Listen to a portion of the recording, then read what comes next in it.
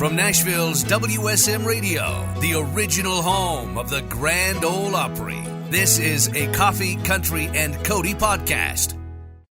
Hey, it's Charlie Matos, and in this episode, we sit down with Charles Wesley Godwin. It's an important night in the career of an artist when they get to make their Grand Ole Opry debut.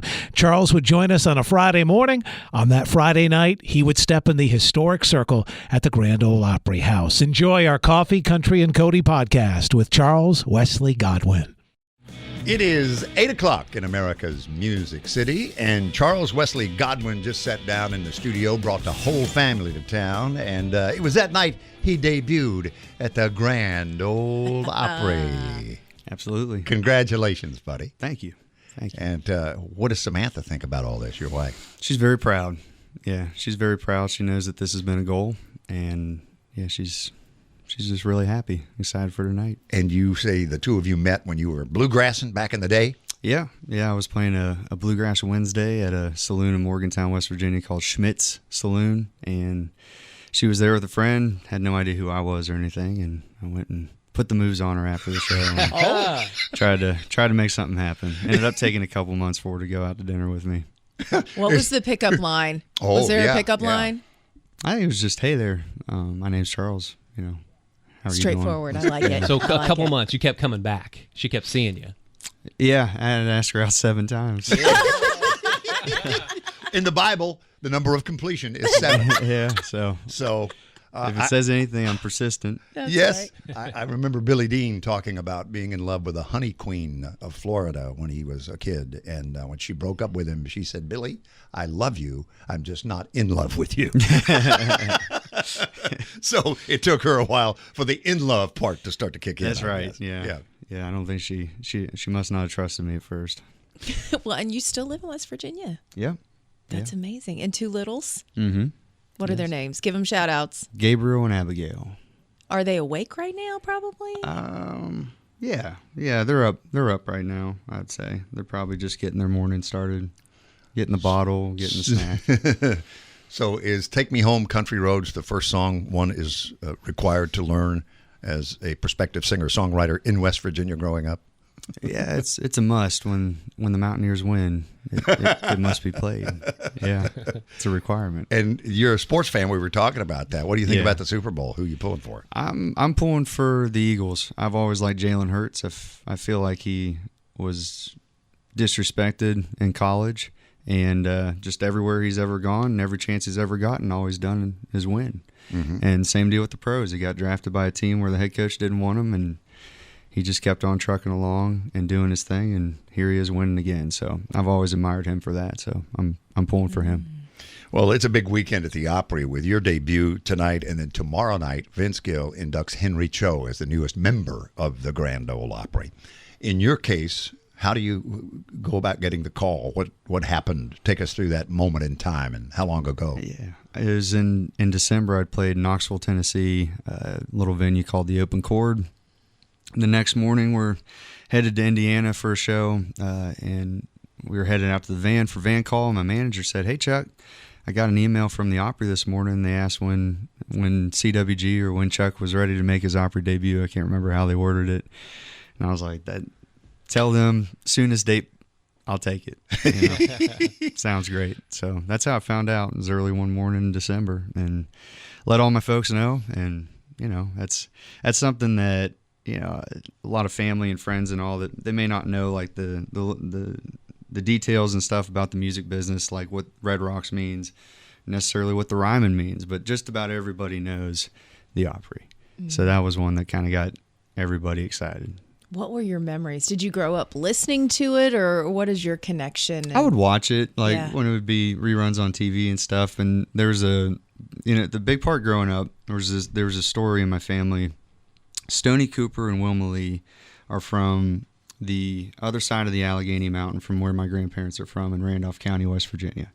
So Stoney Cooper, Wilma Lee were Opry members, back in the 50s and 60s. And my grandparents took a trip down to Nashville way back then to see them at the Opry one time. And this would have still been at the Ryman, and they went to the side door, and security, "What are you doing?" They said, "Can you tell Stoney and Wilma that Richard and Ruth Ferris are here, and they might like to hear that. And they went back and told him, and Stoney Cooper and Wilma Lee said, "Oh yeah, come on back.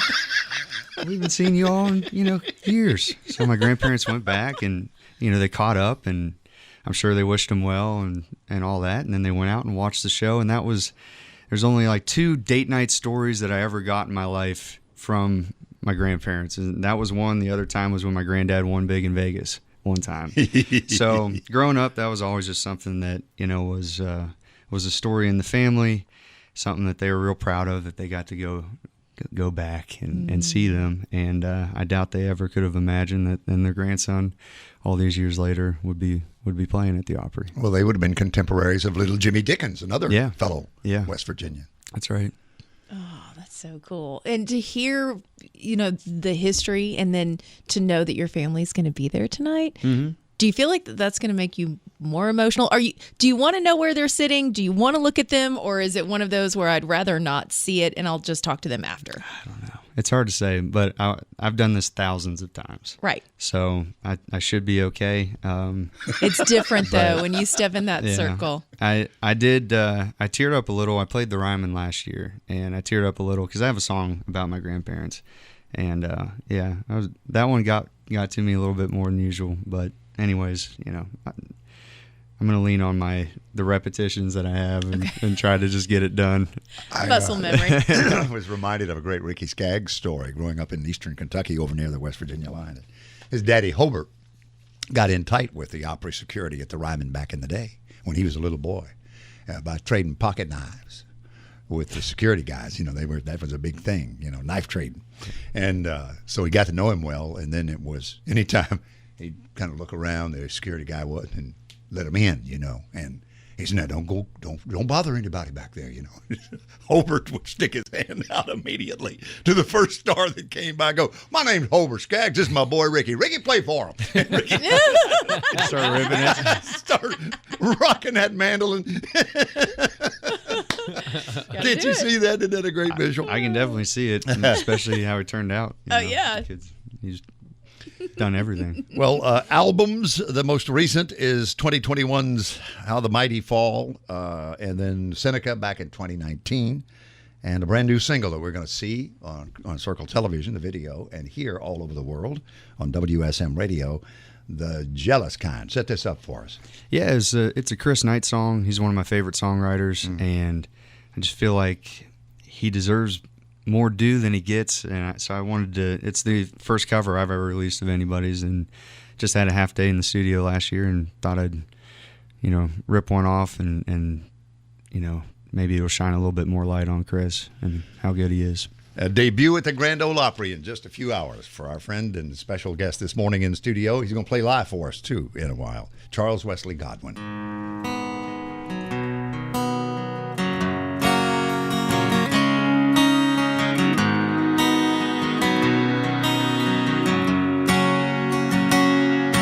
I got a letter from Maria. Her English ain't that good, but what she meant was easily understood. Coffee, Country, and Cody on WSM. Along with Charles Wesley Godwin. That sounds like either an evangelist or a Supreme Court justice name you got there, Hoss. He's debuting at the Grand Ole Opry in a few hours. So what's the history of your name? Methodist. Yeah, I wondered when I saw that. Long line of Methodist preachers. Yeah, I'm named after my granddad. You were a finance major, I read, at West Virginia. Is that right? Yeah. I have a finance degree. I do. Graduated cum laude. Yeah. And what's your wife's interest when you said she was working on her studies at West Virginia? She's a fundraiser. She's been in development for her whole career, and she's very good at it. I'm not good at finance, and all I did the West Virginia School of Business is a great school. But you just weren't a great student. I was a good student, I guess. I think in business, so much of what you actually know is just your experience. Try to figure out how to make money in bluegrass, going to honky tonk bluegrass school. Afterwards, right? Yeah, that's a great way to make money. And let me tell you, you make it right off the bat. Sure. As soon as you enter the workforce, you're doing well. Well, didn't you study in Estonia? Weren't you in Estonia for a minute? Yeah, I did study abroad over there, and it was one of the best experiences of my life. We got to travel around. I always see wanted the world. to tour the Baltics. Yeah. Mm-hmm. Yeah, fascinating part of the world. Yeah. Didn't you live a time in the Midwest as well? Yeah, my wife and I, we lived in Ohio for 5 years, and she was working at Ohio University for their athletic program, and some of the best time of our lives there. Our son was born there. And are you a runner? Did I see where you posted some miles on one of your socials the other day? I'm fighting the dad bod off every day, trying. Just embrace it. It's fine. No. Can't do that. Who was it? John Michael Montgomery? Somebody along there said, now I just buy the next biggest size. I'm trying to avoid that. Yeah. There comes a time. Plan hopefully I'll just keep on running, and maybe I can just stay in a size 32 pant. The music of Charles Wesley Godwin. Thank you for sharing your talent with the world this morning on WSM Radio and Circle TV. And even better, sharing it with the world on the stage of the Grand Ole Opry in just a few hours. Thank you all for having me. Yeah. Tell me when I'm getting warm here. Daly and Vincent. Charles Wesley Godwin, they're going to put you in the hot seat early, buddy. Debuting. Mark O'Connor, who's coming to see us in just a little while. Vince Gill, Mandy Barnett, Ernest, and Lady A. See there's your name. It's on the list. Yeah, that's something else. The important part is it's on the backstage list, too. That's where you want to be. I'll need that, yeah. I'll need that. Thank you again for coming to see us. Thank you all for having me. You know it.